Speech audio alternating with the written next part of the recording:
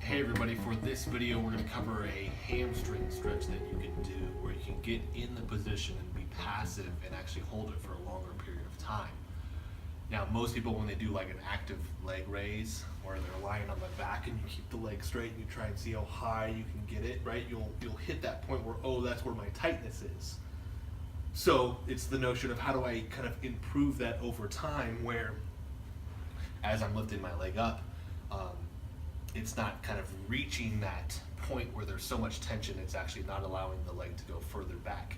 And that's important because if you're in that position, there's all that tightness, it's actually going to be creating a pull on the lower back, right?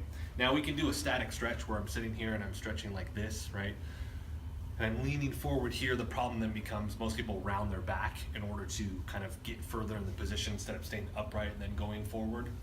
And this, as far as holding it for a long period of time, can be a little bit more strenuous than I would want when I'm having my clients do this. So what I can do is find a wall where we have a corner here, and essentially what you're going to do, slide your butt to it, and then you're going to put your leg up like this, and then just keeping the back flat, having a neutral spine. I can hang out in this position for maybe 1 minute to start, and then slowly progress to a couple minutes, maybe 2, maybe 3.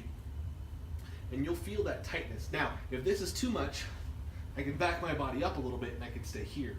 But what I'm wanting from this is actually I'm wanting my leg to stay straight and I'm not wanting the bend, okay? Nothing wrong with the bend, but that's gonna send all of the stretch towards the muscle belly. And in this position, I'll actually have greater range of motion for that. So this wouldn't actually do much for me if I'm bending my leg. What I want here is that straight leg like that. And like I said, now we're just going to relax and hold. And like I said, maybe 1 minute to start. It might be too intense, and if it is, back off a little bit, right? I'm not trying to create pain. Usually for me, about 15 seconds in, I'll feel the muscle just give to the stretch. Because usually you have that resistance at first where the body is actually kind of tightening up and resisting that. And most people don't hang out in a stretch for longer than 10 to 15 seconds. So this, we want to be passive, just relaxing, hanging out, right? And I'll do this 1 to 2 times a day. Now, I'll actually switch legs here.